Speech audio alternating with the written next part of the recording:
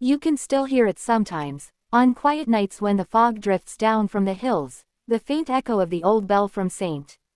Helena's Church. It hasn't rung in 20 years. They say it tolls now only for love, for souls that gave everything and never returned.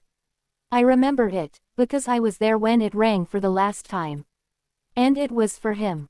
For Michael. Street. Helena was one of those small American towns that time forgot. Wooden houses lined the narrow streets, gas lamps flickered in the evening even when the wind was still, and the old church stood in the center, its steeple rising like a finger begging heaven not to forget us. Elena used to walk past it every morning, her hair tied with a simple ribbon, carrying a basket of wildflowers to the little shop where she worked. She was the kind of girl you noticed not because she tried, but because the world seemed quieter when she passed. Michael noticed her first on a Sunday, sitting in the last pew of that church. He was new in town, a man who fixed broken things for a living, clocks, fences, and perhaps, hearts too. His hands were rough, his eyes too soft for someone who had seen war. He once told me, I came to St. Helena to forget. And maybe that's why fate brought Elena into his life. Elena was unlike anyone else. She laughed easily, spoke kindly to strangers, and believed that kindness could mend anything. Yet there was a sadness in her eyes, one that only Michael seemed to notice. Her father had drunk himself into silence, her mother worked herself weary to keep their small home warm through winter. Elena never complained, she simply smiled through the storm like someone trying to hold back rain with a paper umbrella. Michael began to help her, quietly at first, repairing her porch light, bringing her mother medicine, building little things out of leftover wood. People talked, as people do in small towns, but what grew between them wasn't gossip, it was grace. It was a love that didn't ask for proof or forever, the kind that happens once and ruins you beautifully. Every evening, they walked together down to the lake where the willow trees bowed their heads to the water. She told him about her dreams, about owning a flower shop one day by the water's edge. He told her about the things he'd lost, friends, time, and pieces of himself scattered across the desert sands of war. In each other, they found something like healing. But love in St. Helena was never simple. The town didn't welcome men who came from nowhere and stole the hearts of their own. Her mother warned her, men who carry sorrow always leave it behind for someone else to hold. Yet Elena didn't believe that. She saw a light in Michael no one else could see. And he, in her, found his reason to live again. Then came the night that changed everything. It was winter, cruel and heavy with snow. A storm swept through the valley, lightning struck the steeple of St.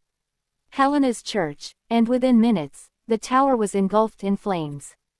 The old bell began to ring wildly in the heat, screaming into the sky. Inside the church were several orphan children who'd taken shelter there, trapped behind the heavy oak doors. The townspeople gathered outside, terrified and helpless as the fire roared. And Michael, without a moment's thought, ran inside. Elena screamed his name, but her voice was lost in the wind. The fire devoured the doors, the roof groaned, and the smoke turned the heavens black. Michael went in once, then again, pulling children out through the flames, coughing, burning. The third time, he didn't come back. When the dawn came gray and broken, they found him near the altar, his body curled protectively around the last child he had saved. The bell, cracked and charred, rang once more as if heaven itself had spoken his name. Elena didn't speak for weeks after that. She sat by the lake where they had once walked, her hair tangled by the wind, her eyes searching the horizon for a man who had already given everything. The town began to call her the widow of the living, even though no vows had ever been exchanged. But she carried him in everything she did. She opened a small flower shop beside the ruined church, and every morning she placed a white rose beneath the burned bell that still hung there, silent and sacred. Every Sunday, when the air was still, she swore she could hear it ring, soft and far away. People said she talked to him sometimes, not in madness but in memory.